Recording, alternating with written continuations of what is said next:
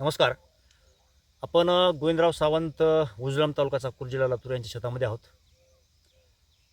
आताच आपण यांची या बागेसंदर्भातली मुलाखत घेतली देशाचा कणा बळीराजा या चॅनलसाठी आपल्याला. आणि आता सध्या महाराष्ट्रामध्ये जो ज्वलंत प्रश्न आहे मराठा आरक्षणाचा, सध्याला धनगर आरक्षणासाठीही बरेच लोक पंढरपूरमध्ये बसलेले आहेत. त्याचबरोबरनं ओबीसी बचावासाठी सुद्धा काही लोक अंतराळी साठीमध्ये बसलेले आहेत. तर त्या अनुषंगानं एक महाराष्ट्रातल्या ग्रामीण भागातला शेतकरी म्हणून त्यांच्या काय प्रतिक्रिया आहेत, ते ह्या सगळ्या गोष्टीकडे कशा नजरेनं पाहतात, त्यांच्या भावना काय आहेत, हे थोडं समजून घ्यायचा आपण प्रयत्न करू. नमस्कार. नमस्कार. सध्या गेल्या 1 वर्षभरापासून महाराष्ट्रामध्ये मराठा आरक्षणाचा प्रश्न चालू आहे. तर त्या अनुषंगानं पहिला प्रश्न तुम्हाला मला हा विचारायचा की मराठा समाजाला आरक्षणाची गरज आहे का? तुम्ही नाही कसं म्हणता सरजी? नाही कसं म्हणता मला सांगा. आहे का? आहे, आहे. 101% आहे. 1 मिनिट आहे का?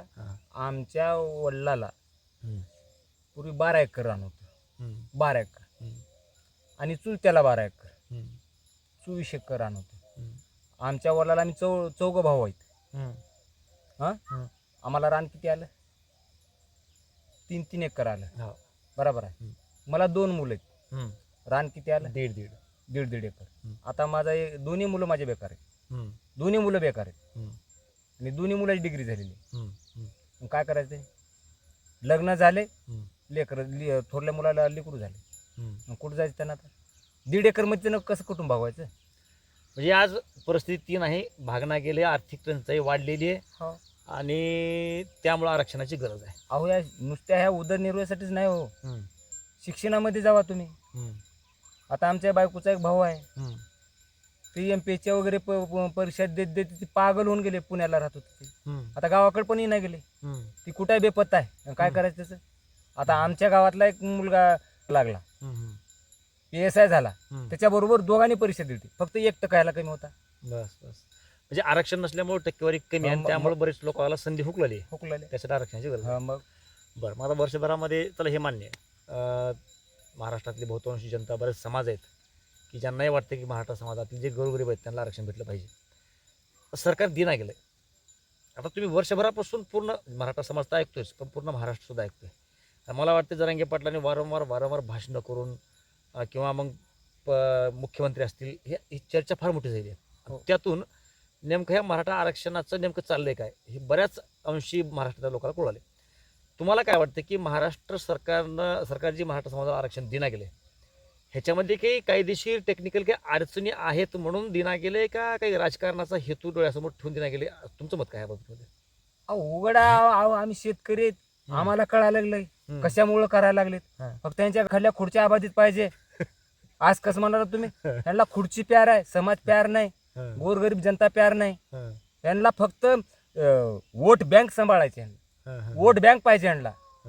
समजा आता आणि सगळा खेळ देवेंद्र फडणवीस कराले.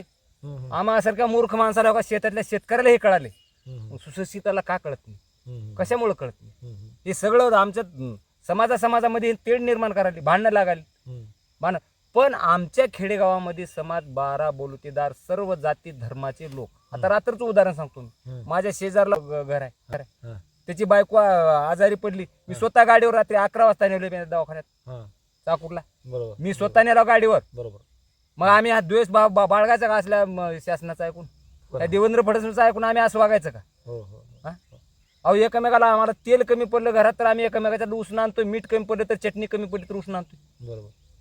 मग ह्यानी किती जरी लावले तर आमचा समाज एकमेकातले जी काय आमचे पूर्वजापासून जी संबंध तुटत नाहीत. हो ना. आई भुजबळ झालं, काय करायले? सगळे भांडण लावाले. हे हाके बसला उपोषणाला अंतरावाले माझ्या जवळ.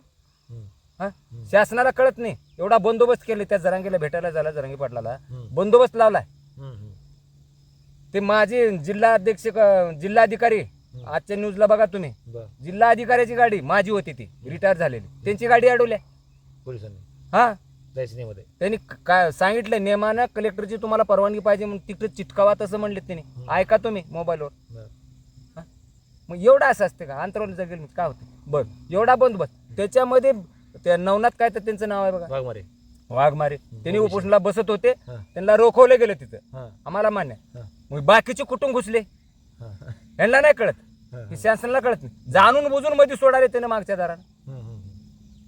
म्हणजे हे कसं ते पेटवायचं एकदा समाजाचं. समाज एकदा बाजूला झाला यांची वोट बँक ओबीसीची यांना फिक्स झाली. असे राजकारण आहे देवेंद्र, आणि सगळं देवेंद्र फडणवीस आहे याला कारणीभूतच आहे. आणि मला आता माझं 60 वर्ष वय आहे. 60 वर्षापासून मी बीजेपी शिवाय मतदान केलेलं नाही आतापर्यंत. म्हणजे आजपर्यंत जे बी काय मतदान झालेत हा फुलालाच झालेत. फुलाला झालेत. मग या वेळेला काय बदलायचा विचार आहे का काय? अहो 1% हा, मीच नाही, हा, आमचा समाज मराठाच म्हणून नाही. हा. अहो इतर आमच्या गावामध्ये कैकाडी समाज आहे, परीट समाज आहे, पुन्हा येलम आहे, वाणी आहे, जंगम आहे, मराठा आहे, कुळी आहेत, असे बरेच समाज आहेत.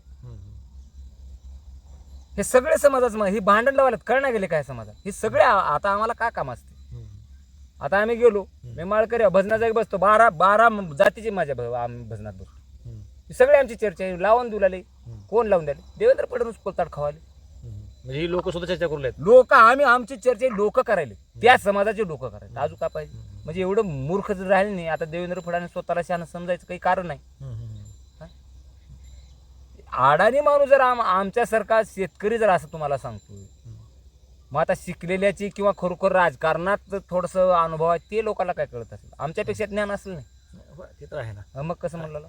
परंतु आता एवढं मला काय म्हणायचं आहे की एका बाजूला लोकसभेला मराठा समाजाच्या किंवा जरांगी फॅक्टरमुळं मराठवाड्यातल्या 7 जागा गेल्या. कमी अधिक 6 तर गेल्याच ना. माहितीच्या इतका मोठा झटका पडला. एवढं माहिती असून बी भाजपचे लोक जरांगे पाटलावर तोंडसुख का घेतात? त्यांच्या विरोधामध्ये आणखीन ते आक्रमक का आहेत? ह्याच्या मागाला काही तुम्हाला काही अंदाज लावता येतो का? किंवा ह्याच्या मागे काही काय गणित असू शकते? असू शकते ना. अहो गुरुजी मला सांगा, तुम्ही आता लाडकी बहीण योजना चालू केली. मग आज देवेंद्र फडणवीस सरकार चाणक्य राजकारणातला माणूस शरद पवार साहेबाच्या मागला माणूस तोच आहे. हो, ह्याला महाराष्ट्रातून हाकलायला पाहिजे. हा, कारण काय? लाडके आता आमचे शेतकरी आता 2023चा ती काही रबी विमा काहीतरी लागू केलं, उगा मोबाईलवर टाकले. काय दिले आम्हाला? काही दिलं नाही. गेल्या वर्षी कसला दुष्काळ होता, होय. पाणी प्यायला भेटत नव्हतं. होय. काय दिले त्यांनी? होय. शेतकऱ्याचे पैसे मागा काय ठेवले त्यांनी? बरोबर. विमा काय दिले नाही? नुकसान काय दिलं नाही? आता यंदा काय हाल झालाय शेतातली? काय दिले त्यांनी? विमा काहीच नाही अजून. विमा देखील नाही. मग लाडक्या योजनेला तुमचे पैसे कुठून आले? कशामुळे आले? कुठून आले? तिजोरी तरी कमी आहे, कसं झाली? कुठून उरले ते पैसे? ही योजना चालू करायची काय गरज होती? म्हणजे हे वोट बँक तयार करायलेत. एकूण संख्या महाराष्ट्रामध्ये स्त्रियाची किती आहे हे गणित घातले देवेंद्रजीने, आणि लाडकी बहीण योजना चालू केली. कशामुळे? मागाल त्या आमच्या बहिणी मागाल त्या. त्याचा काय फायदा होईल ना मग सरकारला? सरकारला वोट बँक फक्त फायदा वोट होईल पाहिजे. काय होते हो? हा. तुम्ही आमची बायो काही तर म्हशी राखायला विचारा जाऊन आणलो 3000 उचलून. हा, मग मतदान करणार का? मतदान करणार नाही. हे ना कसली योजना आणून द्या. आता लाडका भाव आणून द्या ना, पार आमच्या पोत्यानं आणून टाकू द्या आमच्या पुढे पैसे. विषय तो नाहीच. असं कपट राजकारण करायचं नाही. अहो हुकुमशाहीमध्ये इंग्रजांना असलं राज्य केलं नाही, हे निजामानं राज्य केलं नाही. आम्ही निजाम हैदराबाद इस्टेटमध्ये असतो, लय चांगलं झालं असतं. कारण काय झालं असतं ते पण सांगतो मी तुम्हाला. चांगलं का झालं असतं? हैदराबाद मध्ये जर असतो आम्ही, निजामाचं जे राज्य होतं हैदराबाद स्टेट मध्ये जर असतो तर मराठवाडा आमचा कसं चांगलं झालं असतं ती पण मी उत्तर देतो. हैदराबाद गॅजेट हे लागू का करत नाही? आमचं इकडचं मुंबई गॅजेट जाऊ द्या, हे बाकीचे जाऊ द्या, बरोबर आहे. हैदराबादचं जे गॅजेट आहे लागू का करत नाही? त्याचं कारण काय? आमच्या कुणब्याच्या नोंदी येतात त्याच्यात. ही मोठे मोठे देवस्थान जे आहेत त्यांच्याकडे नोंदी आहेत आमच्या. मग ही नोंदी का शोधत नाहीत? ही का गॅजेट लागू करत नाही? सांगा मला. ह्याचं उत्तर तुम्ही द्या मला, किंवा ह्या देवेंद्रजींनी द्यावं. का लागू करत नाही? ही ओरिजिनल आत्ताच येतात नोंदी, आत्ताच्या भीक मागावला का आम्ही? भीक मागावले. निजामानं नोंदी करून ठेवले ते कुणबी मराठा कुणबी म्हणून. ही का लागू करत नाही? विदर्भात केलं ना, कशाच्या आधारावर केलं तुम्ही? ते मराठा नाही तिथं, त्यांना कसं काय आरक्षण दिलं तुम्ही? ओबीसी मध्ये त्यांना कसं काय घातलं? मग आता आमच्या नोंदी किती सापडलेल्या का देत नाही? म्हणून आम्ही हैदराबाद ह्याच्यामध्ये जरी असतो स्टेटमध्ये. तिथं लागू आहे. लागू आहे म्हणजे आम्हाला लागू झालं असतं ना, ते आम्ही ओबीसीत गेलो असतो. हो हो. मराठवाडा आम्हाला ह्याच्यात महाराष्ट्रामध्ये घातलं तर बरं झालं असतं. महाराष्ट्रामध्ये येऊन घाटा झाला. घाटा झाला आमचा गोरगरिबाचा. बरं, मग आता हे आरक्षणामुळं वर आपण बातम्यामध्ये पाहतोय, जरांगे पाटील तिकडं, भुजबळ, हे संघर्ष ओबीसी मराठा, हे सगळं आपण बातम्यामध्ये मीडियामध्ये ऐकतोय. तुम्ही तुमच्या गावामध्ये असेल, अजून कोणी स्वैर होत असाल, ह्या खेड्यापाड्यामध्ये अशी परिस्थिती आहे का की ओबीसी मराठा वाद वगैरे आहे असते? वाद नाही, अजिबात वाद नाही. आम्ही आत्ताच सांगून गेलो तुम्हाला, आत्ताच सांगून गेलो तुम्हाला. नाही, ओबीसी मराठ्याबद्दल अजिबात नाही, अजिबात नाही. आमचा वाद कुठलाच नाही आणि म्हणजे डोक्यात पण नाही. म्हणजे वाद नाही, हे उगं वाद आहे असं भूत तयार करून ही सगळे भुजबळाचं काम आहे, हे देवेंद्रचं काम आहे. ह्याच्यामध्ये वाद लावल्याने करायचा. मग ओबीसी वाल्याला वाटायचं आमच्यासाठी काय. आता हे हाके उगच उठून बसला, काय कारण आहे त्याचं? होय. आता धनगर समाज, हाके कुण्या समाजाचे इथे? धनगर समाज. अरे मग धनगरासाठी झक मार ना, काहीतरी कर. काशी करती तर काशी तुझी धनगर समाजाचा. आप स्वतःच्या जातीसाठी मर, स्वतःच्या जातीसाठी तू उपोषण कर. म्हणजे तुला कुठलं तरी पद पाहिजे असं समाजाच्या पुढे तुझा व्हावा व्हावं, हाकी हाकी मग तू चमकावा मीडियामध्ये, आणि मग तू कुठेतरी आमदारकीला खासदारकीला थांबावं, आणि निवडून यावं, मग घबुळं मिळते, असा विषय आहे का त्याचा? धनगर समाजाला मला सांगा तुम्ही, एसटी मधून का ऑलरेडी आहे, बाबासाहेबांनी दिलेलं आहे त्याच्या एसटी मध्ये, मग त्याला का घेत नाही? आज पंढरपूरमध्ये उपोषणला विष पेलतंय का आमच्या भावानं?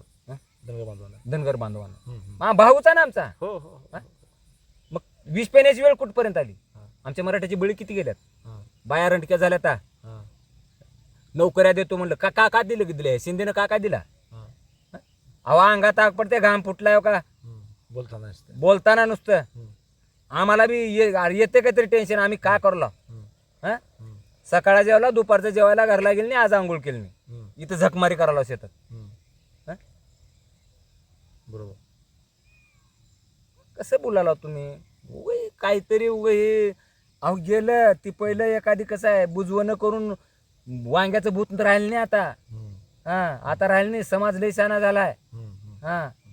तुमच्या वोट बँका चालत नाहीत आता अशा, एकमेकामध्ये काड्या खाऊन नाही चालत. आता आमची भाषा आवडायची नाही तुम्हाला, आमची खेडोळ भाषा आहे. एखादी वाटर शब्द जात असेल, आम्हाला त्याच घेणं निधन नाही. आणि दुसरा एक तुमचा ते ओबीसी वाला एक टोपीचा आहे बघा कोणतरी, बायका नाचवल्या काय तर म्हणलं त्याचं नाव, मी बघितलं त्याला. अरे बायका नाचवल्या, काय नाचवलं, कुणा नाचवल्या? अरे त्यांचं पोटा, त्याचं त्या वेळेस त्या काळामध्ये एक ते तमाशा म्हणून होता असं ऐकलेलं आहे. आता आम्ही काही ते बघितलं, तमाशा नाचवलं काहीतरी तू म्हणला तू माणूस. मला सांगा त्यावेळेस त्या पिरियड मध्ये आता जे काही स्टेजवरती नाचायल्यात पुरी लावण्या, ती ते आताचा म्हणजे त्या काळातली लावण्याच होत्या. ती त्या काळातल्या लावण्या होत्या म्हणजे का मराठ्यांना नाचविले, आणि इतर समाजाने का डोळ्यात माती घालून का घरी झोपलते का बघायला नव्हते. एक त्या काळातलं त्या लोकांचं उपजीविका भागण्याचं एक साधन होतं सरजी. काय उगा असं काही उचली जीव लावली टाळ काही बोलायचं नाही. मराठ्यांना नाचविल्या, फलाने केल्या, घाणघाण बोलले ते म्हाताऱ्यानं, वयाचं भान ठेवून तर बोलायचं होतं ना. काय बोलणे असं? बरं त्यांना पण कळत नाही का? बरं आता ते बार बार म्हणतात ओबीसी वाले आमच्या ताटातलं हिसकावून घ्यालेत. अरे काय हिसकावून घ्यालेत? ज्याच्या कुणबी नोंदी सापडल्या त्यालाच द्या ना, ज्याच्या सापडत नाही तर आता स्वतः माझी सापडली नाही देऊ नका मला. जे कायद्यामध्ये तुमच्या बसतंय ते द्या. तुम्हाला कोण्या कायद्यामध्ये ओबीसी वाल्याला मराठ्याला घातले तिथं विदर्भामध्ये? एक गोष्ट निश्चित आहे की शासकीय लेवलला जे नियमात बसतंय ते कोणी टाळू शकत नाही, कोणी वाढू शकत नाही. आता सध्या गॅजेटचा प्रश्न चालला आहे. ते ओबीसी नेते, ओबीसी महासंघाचे तावडे अध्यक्ष आहेत, तर त्यांनी सांगितलं, ते गॅजेटवर काहीच बोलला गेलं, जे नियमानं निघतंय त्याला मीच काय कोणीही अडवू शकत नाही आणि ते टळत नाही. विनाकारण वाद विरोध करायचा पण करायचा नाही. जिथं विरोध करणं योग्य आहे तिथं. पण ती जी सामंजस्य भूमिका घ्यायची लोक आहेत ओबीसी मधले, ती शांत आहेत. आता ही जी उठलेत ना, हिंडलेत ना, फिरलेत ना, ही लोक तुम्ही आता सांगितल्याप्रमाणे राजकीय लाभ पुढे काय मिळणार आहे त्या हिशोबानं हे नेते मंडळीच्या पुढे पुढे करायचं आणि पुन्हा राजकीय लाभ घेऊन बाजूला व्हायचं. बाजूला व्हायचं. ह्या अशा अंगाने चाललंय हे.